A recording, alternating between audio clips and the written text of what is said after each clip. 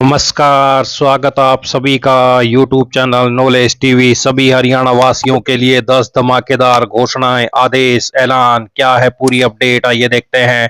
हरियाणा की हर छोटी से बड़ी योजना, घोषणा, फैसला, आदेश सभी की जानकारी सबसे पहले यहाँ पर मिलती है, तो सब्सक्राइब जरूर कर लें। तो चलिए देखते हैं हरियाणा से अभी अभी 10 बड़ी खबरें, घोषणा, ऐलान। पहली बड़ी घोषणा, हरियाणा के आईटीआई छात्रों को मिलेंगे 2000 महीने। सरकार देगी आर्थिक मदद। 2026-27 के लिए एडमिशन जारी है आईटीआई में। हरियाणा सरकार ने औद्योगिक प्रशिक्षण संस्थानों आईटीआई में दाखिला लेने वाले विद्यार्थियों को आर्थिक मदद देने का निर्णय लिया है। इसके पीछे सरकार की सोच है कि विद्यार्थी तकनीकी शिक्षा की ओर आकर्षित होंगे।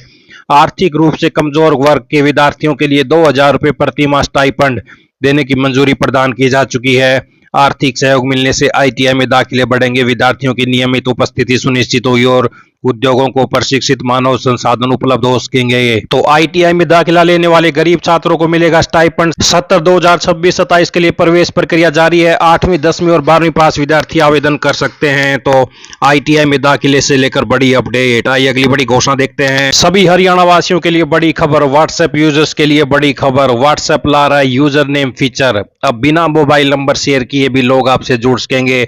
इस हफ्ते से यूजर अपना यूजर नेम रिजर्व कर सकते हैं।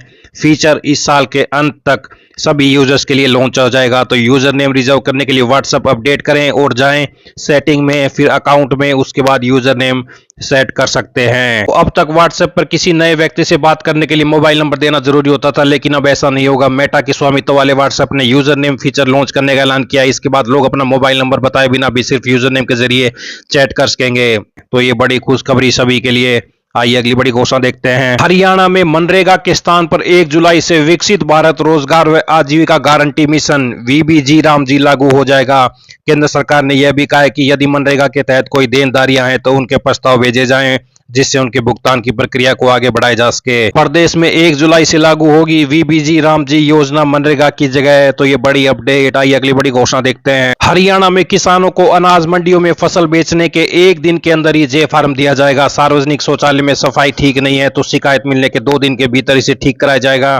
कृषि कार्यों के दौरान चोट लगने से मौत पर विसरा रिपोर्ट मिलने के 1 महीने में आश्रितों को अनुग्रह राशि जारी कर दी जाएगी। मुख्य सचिव ने हरियाणा राज्य कृषि विपणन बोर्ड की 10 सेवाएं सेवा का अधिकार अधिनियम के तहत अधिसूचित किए हैं। हरियाणा में किसानों को अब 1 दिन के अंदर मिलेगा जे फार्म। आइए अगली बड़ी घोषणा देखते हैं। बात करते हैं हरियाणा मौसम की। हरियाणा में मानसून की लेट लतीफी से प्रदेश में गर्मी और उमस का असर लगातार बढ़ जा रहा है। गर्मी और उमस के कारण दिन के साथ रातें भी बेचैन कर रही हैं। लोग गर्मी से राहत पाने के लिए कूलर और एसी का सहारा ले रहे हैं। इससे बिजली की मांग अचानक बढ़ गई है। तो आगे कैसा रहेगा मौसम? मौसम विभाग के अनुसार 1 जुलाई से प्रदेश के अधिकांश हिस्सों में बारिश की गतिविधियां बढ़ेंगी। 2 और 3 जुलाई को उत्तर एवं उत्तर पूर्वी हरियाणा में अनेक स्थानों पर बारिश होने के आसार हैं।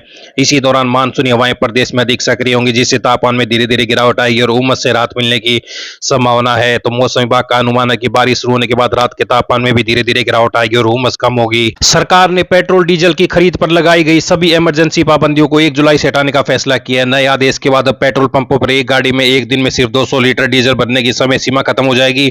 यानी अब आप अपनी गाड़ी में जितना चाहें उतना डीजल भरवा सकेंगे।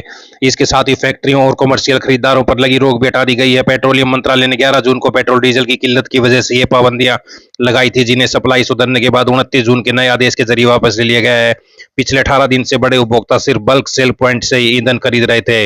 आइए अगली बड़ी घोषणा देखते हैं। एचएसएससी ने विभिन्न विभागों के पदों के लिए होने वाली पीएमटी के लिए अतिरिक्त उम्मीदवारों की सूची जारी कर दी है। आयोग ने बताया कि पहले जारी सूची के बाद पीएमटी में बड़ी संख्या में अभ्यर्थियों की अनुपस्थिति और अन्य प्रशासनिक कारणों को देखते हुए अतिरिक्त उम्मीदवारों को बुलाने का फैसला लिया गया। आयोग के अनुसार यह नोटिस विज्ञापन संख्या 13/2024, 2/2026 और 4/2026 के तहत आने वाले पदों पर लागू होगी। फॉरेस्ट डिपार्टमेंट से फॉरेस्टर पदों की संख्या के 10 गुना तक अतिरिक्त उम्मीदवार बुलाए गए। वहीं फॉरेस्ट गार्ड पदों की संख्या के 5 गुना तक अतिरिक्त उम्मीदवारों को मौका मिलेगा। आयोग ने स्पष्ट किया कि वार्डर महिला स्पोर्ट्स कोटे के लिए कोई भी पात्र अतिरिक्त उम्मीदवार उपलब्ध नहीं है, इसलिए इस श्रेणी में कोई नई सूची जारी नहीं की गई है। एचएसएससी ने 10, 15 और 20 जून को पीएमटी के लिए प्रारंभिक शॉर्टलिस्ट जारी की थी। अधिकांश पदों पर पदों की संख्या के 25 गुना तक उम्मीदवार बुलाए गए थे, जबकि विज्ञापन संख्या 13/2024 के तहत केवल 10 गुना उम्मीदवारों को शॉर्टलिस्ट किया गया था। अब अनुपस्थित अभ्यर्थियों की संख्या अधिक रहने के कारण आयोग ने अतिरिक्त सूची जारी की है। आइए अगली बड़ी घोषणा देखते हैं। साबुन, बिस्किट, नमकीन जैसी रोजमर्रा की चीजें और महंगी हो सकती थी, लेकिन कच्चे तेल यानी क्रूड की कीमतें $75 प्रति बैरल से नीचे आने के चलते कंपनियों ने इनकी कीमतों में बढ़ोतरी डाल दी है। फरवरी के अंत में ईरान, अमेरिका, इजराइल संघर्ष के बाद क्रूड आधारित पैकेजिंग और लॉजिस्टिक लागत बढ़ी थी, तो बड़ी राहत की खबर, क्रूड सस्ता हुआ, अब नहीं महंगे होंगे रोजमर्रा के सामान। तो ये बड़ी अपडेट। आइए अगली बड़ी घोषणा देखते हैं। देश में एम्बुलेंस सेवा के लिए पहली बार एक समान राष्ट्रीय मानक लागू होंगे। केंद्र सरकार ने राष्ट्रीय एम्बुलेंस सेवा ऑपरेशन गाइडलाइन जारी की है। इसमें सबसे बड़ा बदलाव यह है कि इमरजेंसी कॉल के बाद एम्बुलेंस को औसतन 20 मिनट में घटनास्थल तक पहुंचना होगा। वहीं कॉल सेंटर को 3 मिनट में एम्बुलेंस भेजनी होगी। तय मानकों का पालन न होने पर जुर्माना लगाया जाएगा। तो देश में कहीं भी 20 मिनट में पहुंचेगी एम्बुलेंस। कंट्रोल रूम में होंगे डॉक्टर, फोन पर देंगे सलाह। तो ये केंद्र ने जारी की राष्ट्रीय एम्बुलेंस सेवा गाइडलाइन। आइए अगली बड़ी घोषणा देखते हैं। अब 15 अगस्त 2026 तक जॉब सिक्योरिटी अवश्य मिल जानी चाहिए। गलियारे में कहा जा रहा है कि मुख्यमंत्री नायब सैनी ने अफसरों को सख्त निर्देश दिए कि हर हालत में 15 अगस्त तक सभी पात्र कर्मचारियों को जॉब सिक्योरिटी मिल जाए। तो 15 अगस्त 2026 तक निपटाने होंगे सभी मामले। तो ये बड़ी अपडेट। तो ये सभी हरियाणा वासियों के लिए बड़ी खबरें, घोषणा, आदेश, ऐलान, पल पल की अपडेट मिलती रहेगी। चैनल को सब्सक्राइब जरूर कर लें। बहुत बहुत धन्यवाद।